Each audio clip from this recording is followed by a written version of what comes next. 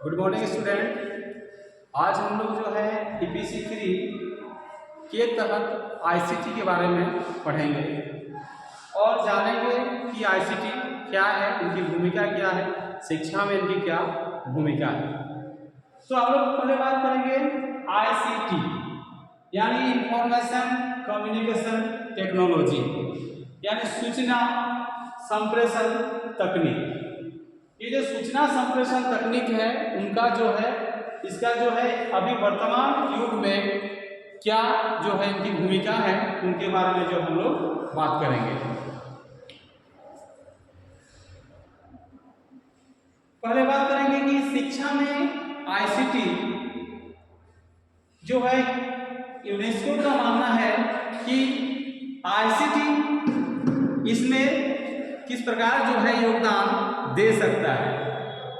पहला कि शिक्षा के लिए सार्वभौमिक पहुंच यानी शिक्षा जो है सभी जगह और सबके लिए जो है पहुंचे, यानी आईसीटी के माध्यम से जो है शिक्षा सार्वभौमिक सभी जगह जो है पहुंचा जा सकता है इसको शिक्षा को। शिक्षा में समानता, तीसरा गुणवत्ता सीखने और शिक्षण का वितरण, शिक्षकों का व्यावसायिक विकास, शिक्षा प्रबंधन में सुधार, शासन और प्रशासन ने नीतियों एवं प्रौद्योगिकियों और क्षमताओं का सही मिश्रण प्रदान किया है।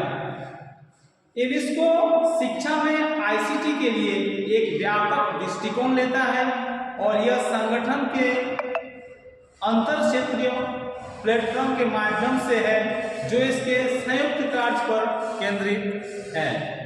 संचार और सूचना और शिक्षा और विज्ञान क्षेत्र जहां पहुंच समावेशन और इक्विटी और शिक्षा में गुणवत्ता पर ध्यान दिया जा सकता है।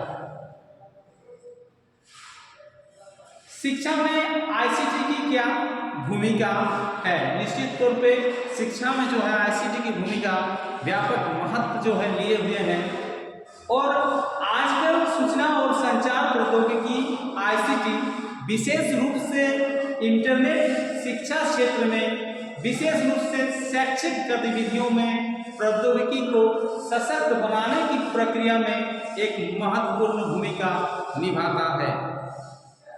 आईसीटी के नकारात्मक प्रभाव का पूर्वानुमान लगाने और उसे खत्म करने के लिए शिक्षा क्षेत्र सबसे प्रभावी क्षेत्र हो सकता है।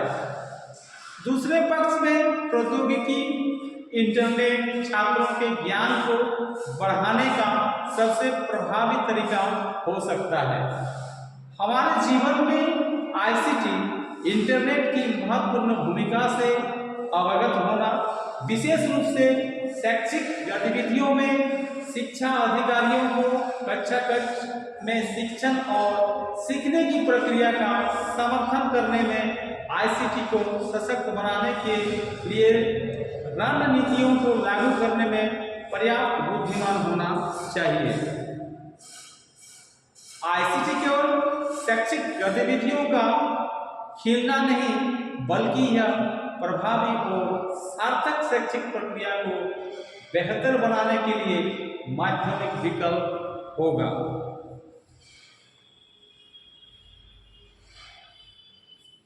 शिक्षा में सूचना और संचार प्रौद्योगिकी कार्यान्वयन के लिए रणनीति का मुख्य उद्देश्य एकीकरण की संभावनाओं और रुझानों को प्रदान करना है। सामान्य शैक्षिक गतिविधियों में सूचना और संचार प्रौद्योगिकी आईसीटी और इसके बाद जो है शिक्षा में आईसीटी के जो लक्ष्य हैं और उद्देश्य क्या है इसके बारे में हम लोग बात करेंगे।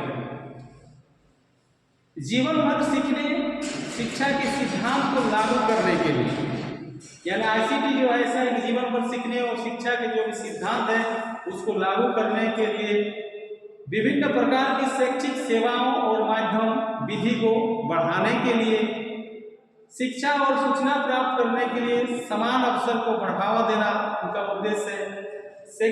शैक्षिक सूचना एकत्र करने और प्रसार करने की प्रणाली विकसित करना, विशेषकर छात्रों के लिए नागरिकों को प्रौद्योगिकी साक्षरता को बढ़ावा देना, राष्ट्रीय सामग्री के साथ दूरस्थ शिक्षा विकसित करना, स्कूलों में सीखने की संस्कृति को बढ़ावा देने, सीखने के कौशल का विकास, वैकल्पिक शिक्षा का विस्तार, शिक्षा का खुला स्रोत आदि। दूसरों के साथ अनुभव और जानकारी साझा करने में स्कूलों का समर्थन करना।